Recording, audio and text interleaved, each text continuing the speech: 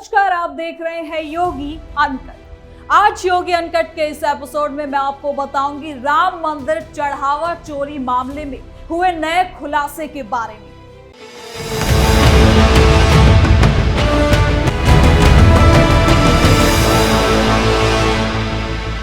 आस्था के महाकुंभ श्री राम मंदिर अयोध्या में एक चौंकाने वाला घोटाला यहां से सामने आया। करोड़ों भक्तों का चढ़ावा जब भगवान राम के चरणों में समर्पित होता है, उसी में गड़बड़ी और कथित चोरी का मामला अब बनारस कनेक्शन तक पहुंच चुका है। खास बात तो यह है कि गिरफ्तार 8 आरोपियों में से 6 वाराणसी की सैनिक सिक्योरिटी सर्विसेज नाम के प्राइवेट कंपनी के कर्मचारी हैं। यही company state bank of India को हाउसकीपिंग स्टाफ उपलब्ध कराती है, जिन्हें नोट गिनने की संवेदनशील ड्यूटी सौंपी गई। ट्रस्ट के एक सदस्य की जानकार भी इस घोटाले में शामिल पाए गए हैं। पुलिस और एसआईटी की जांच में अब साफ हो रहा है कि नोट गिनने की प्रक्रिया में साठगांठ थी। कुछ आरोपियों के पास से भारी नकदी भी बरामद हुई। शुरुआत से ही कर्मचारियों की पूछताछ चल रही थी, लेकिन जैसे जैसे जांच गहरी हुई, वाराणसी से लेकर अयोध्या तक की साजिश की परतें खुलने लगी। क्या ये सिर्फ कुछ कर्मचारियों की लालच थी या बड़े स्तर पर सिस्टमैटिक लूट? बैंक की भूमिका क्या थी? कंपनी कितनी गहरी जड़ें रखती थी देश भर के भक्तों की आस्था से जुड़े इस मामले पर अब एसआईटी सख्ती से छानबीन कर रही है। आगे और बड़े खुलासे हो सकते हैं, तो चलिए बिना किसी काट-छाट के जरा विस्तार से जानते हैं क्या है ये पूरा मामला। राम मंदिर चढ़ावा चोरी प्रकरण, बनारस कनेक्शन और साजिश की गहरी परतें। राम मंदिर अयोध्या विश्व के करोड़ों हिंदू भक्तों की आस्था का केंद्र है। यहाँ लाखों करोड़ों रुपए का चढ़ावा हर रोज आता है, लेकिन इसी पवित्र जगह पर हुई कथित चोरी और गड़बड़ियों ने पूरे देश को चौंका दिया। हालिया खुलासे में वाराणसी का गहरा कनेक्शन सामने आया है। गिरफ्तार 8 आरोपियों में से 6 वाराणसी में मौजूद सैनिक सिक्योरिटी सर्विसेज नाम के एक प्राइवेट सुरक्षा एजेंसी के कर्मचारी या इससे जुड़े पाए गए हैं। ये मामला अब केवल चोरी का नहीं, बल्कि सिस्टमैटिक साजिश, भर्ती की प्रक्रिया की लापरवाही, बैंक की भूमिका और बड़े नेटवर्क का हिस्सा नजर आ रहा है।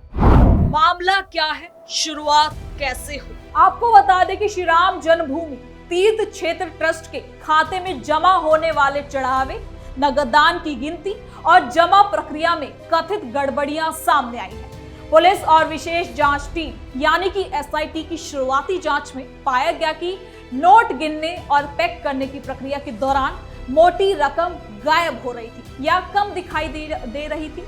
ट्रस्ट की ओर से भी शिकायत के बाद अयोध्या पुलिस ने कार्रवाई तेज की, जिसके बाद पुलिस ने 8 लोगों को गिरफ्तार किया। अनुकल्प मिश्रा, लवकुश मिश्रा, रामशंकर, तिन्नू यादव, मनीष यादव, सुभाष श्रीवास्तव, अविनाश शुक्ला, रमाशंकर मिश्रा और करुणेश पांडे। इनमें से कई के पास से नकदी बरामद हुई है, जिसमें अविनाश शुक्ला के पास से सबसे ज्यादा रकम मिला है। तो आरोपी अनुकल्प और लवकुश मिश्रा ट्रस्ट के सदस्य अनिल मिश्रा के जानकार या फिर रिश्तेदार बताए जा रहे हैं।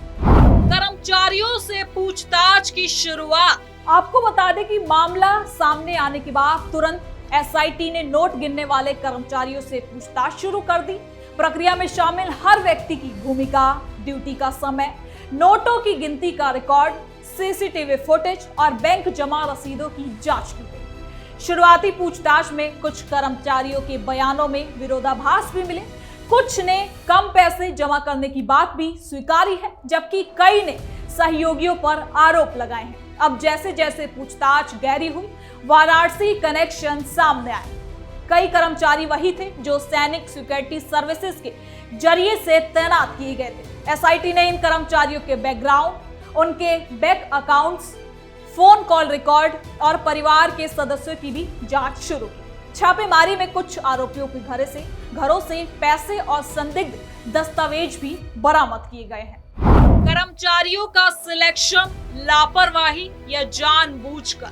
तो वही सैनिक सिक्योरिटी सर्विसेज के डायरेक्टर गौरव सिंह के मुताबिक उनकी कंपनी का एसबीआई अयोध्या के साथ कॉन्ट्रैक्ट। जनवरी 2026 में बैंक को 65 हाउसकीपिंग स्टाफ उपलब्ध कराए गए। बैंक की नई घाट शाखा जहां ट्रस्ट का खाता है, इन्होंने ही 19 कर्मचारियों के नाम सुझाए या पहले से तैनात लोगों को शामिल करने को कहा। कंपनी ने इन्हें अपनी पेरोल पर लिया और सैलरी दी, लगभग 20,000 रुपए प्रति महीने। ये प्रक्रिया सामान्य कोऑपरेटिव स्तर पर नहीं है, बल्कि लोकल ब्रांच के स्तर पर हुई है, जो असामान्य है।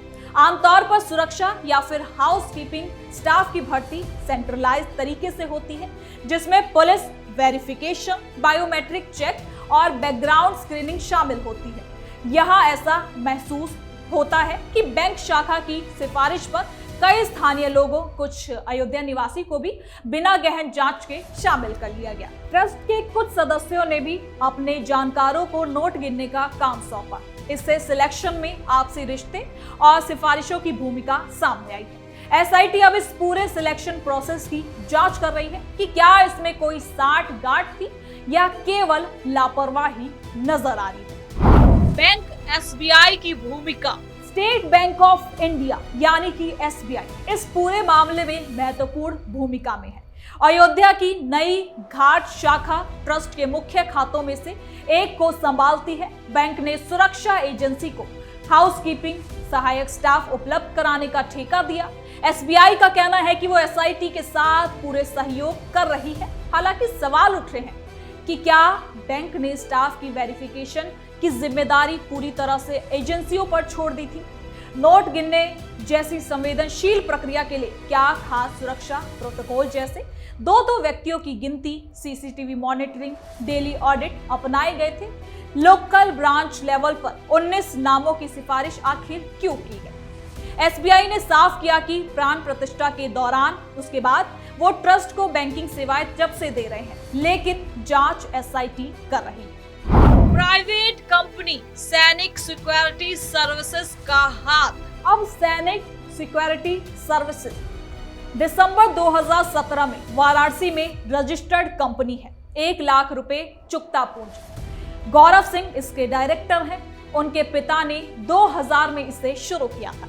बाद में प्राइवेट लिमिटेड कंपनी बनी। कंपनी 15 राज्य में काम करती है और कई सरकारी संगठनों के साथ कॉन्ट्रैक्ट भी रखती है। कंपनी का यह दावा है कि उसने केवल हाउसकीपिंग स्टाफ दिया।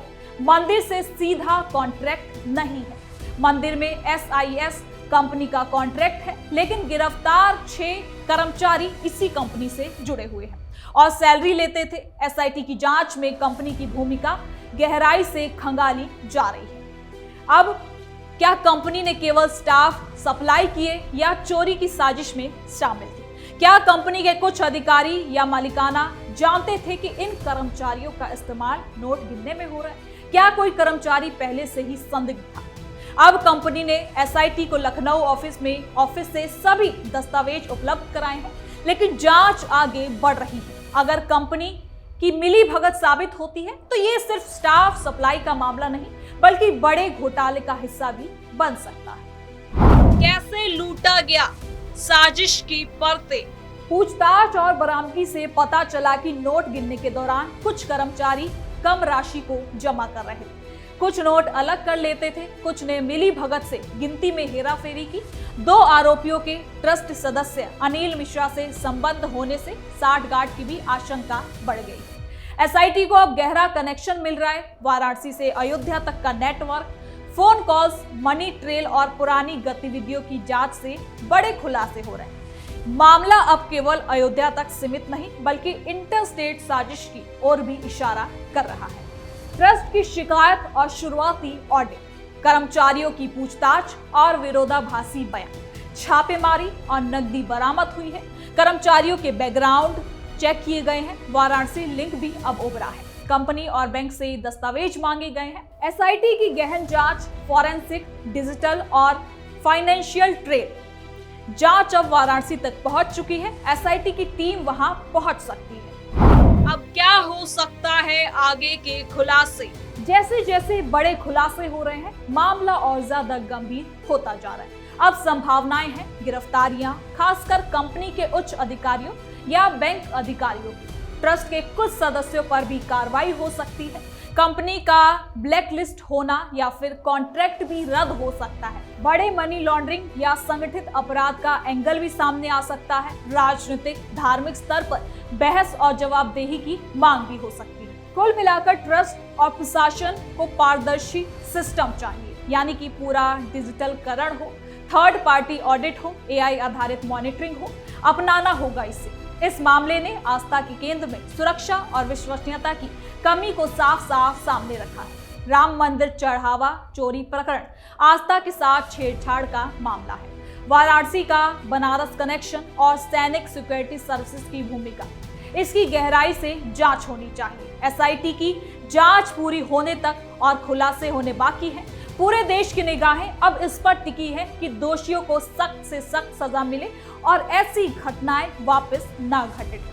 तो फिलहाल के लिए योगी अनकट में इतना ही। देखते रहिए कैपिटल टीवी उत्तर प्रदेश। कल फिर मिलेंगे नई खबर के साथ। धन्यवाद।